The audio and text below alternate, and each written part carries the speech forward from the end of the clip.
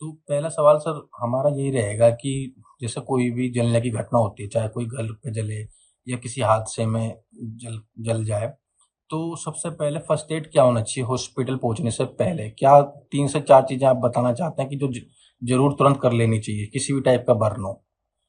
देखिए, ऐसा है कि जब भी कोई व्यक्ति जलता है तो सबसे पहली प्राथमिकता होनी चाहिए कि उसको जलने वाली हैसियत से दूर ले जाए, ताकि और जल्दी से जो उसके वस्त्रों में या कपड़ों में आग लगी है उसको जल्दी से बुझाने के लिए उसको ये सलाह दी जाती है कि वो जमीन पे लेट कर रोल करे, ताकि उसकी आग बुझ जाए, ना दौड़े, ना भागे, ना और कोई ऐसा काम करे जिससे कि तेज हवा उसको लगे और कपड़ों की आग और भड़के।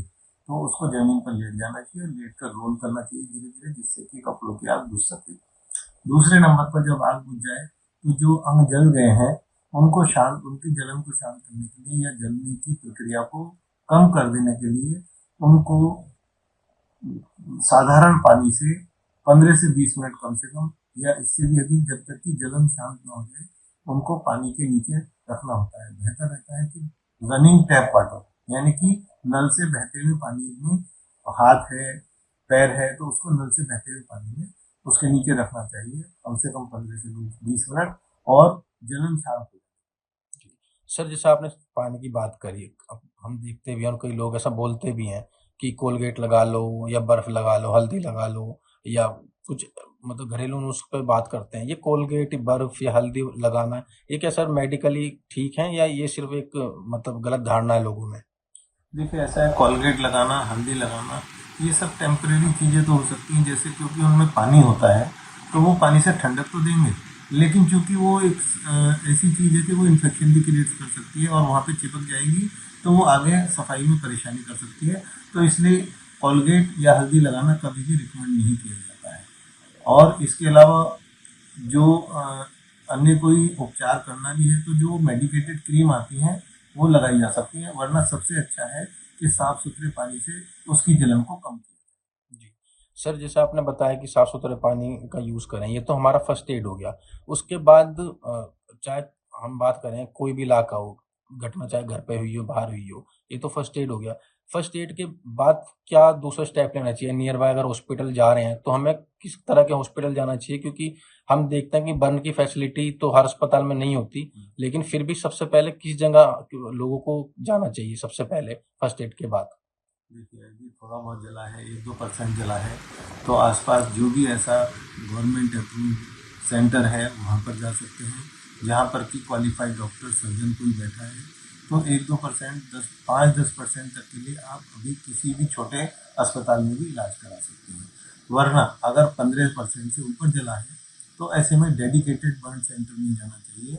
और डेडिकेटेड बर्न सेंटर में बड़े अच्छा रहता है कि दिल्ली में 3-4 सेंटर हैं जो कि बर्न के लिए फेमस हैं। सबसे पहले सफदरजंग अस्पताल है, दूसरे नंबर पर आलिमगंज अस्पताल है, तीसरे नंबर पर एलएनजेपी अस्पताल है। ये सरकारी बड़े अस्पताल हैं जहाँ पे कि अच्छे से अच्छे तरीके से ज़्यादा से ज़्यादा जले हुए मरीज का भी बहुत बेहतर।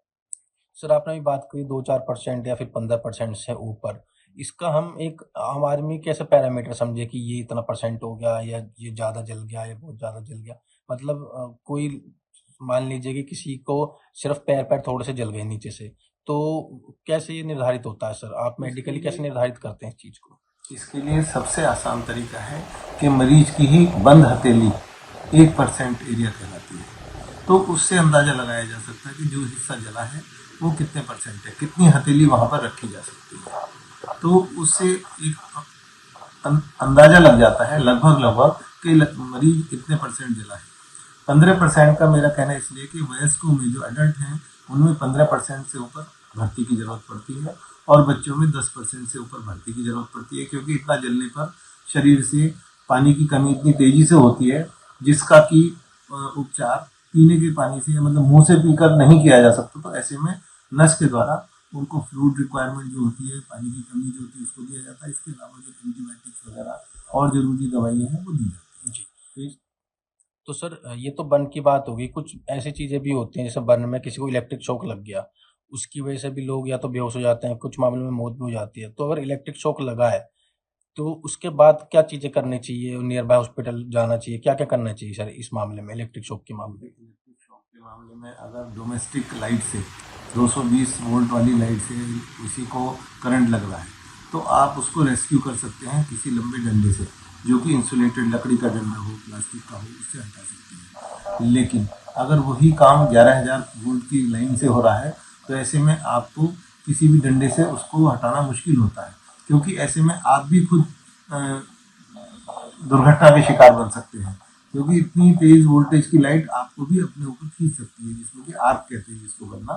तो सबसे पहला काम है कि ऐसे मरीज को उस जगह से फिर अलग हटाना, और यदि शॉक की वजह से वो मरीज बेहोश हो गया है तो जितना जल्दी हो सकता है उसको बड़े अस्पताल लेके जाना चाहिए।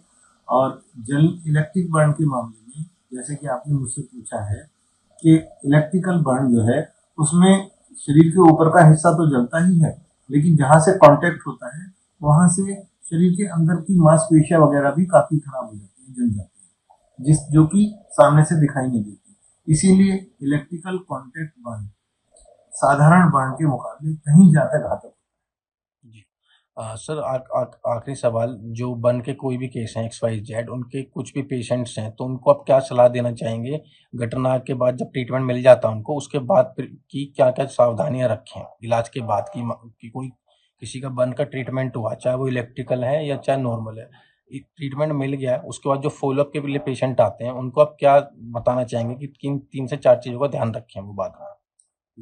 जलने के बाद, शरीर के जख्म ठीक होने के बाद या इलेक्ट्रिकल बर्न में भी जो हिस्सा खराब हुआ है उसके अलग होने के बाद मरीज को सबसे पहला तो ये होता है कि जहाँ जल जाता है वहाँ से नेचुरल खाल लंबे मतलब जीवन भर के लिए हट जाती है, या अगर उसकी प्लास्टिक सर्जरी से ग्राफ्ट लगा कर भी उनके जख्मों को ठीक किया गया है तो ऐसी जगहों को जीवन पर्यंत उसको उसको ऑयल से उसको गीला रखना होता है या उसको मॉइस्चराइज रखना होता है, क्योंकि वो हिस्सा अक्सर ड्राई रहता है और उसको मॉइस्ट रखना बहुत जरूरी है, मुलायम रखना बहुत जरूरी है। इसके अलावा जलने के बाद जो स्टिफनेस या विकृति आती है उनके लिए लगातार फिजियोथेरेपी, एक्टिव एक्सरसाइज ये बहुत जरूरी है। और न्यूट्रिशन तो जलने के समय भी और जलने के बाद भी अच्छा खाना पीना, प्रोटीन ज़्यादा लेना, ये तो हमेशा के लिए जरूरी है। यही 3-4 चीजें हैं जो ध्यान रखनी होती है, और ये भी ध्यान रखना होता है कि भविष्य में दोबारा ऐसी घटना ना हो, तो इन सब चीजों में सावधानियां बरतनी चाहिए कि जो दुर्घटना दोबारा ना हो।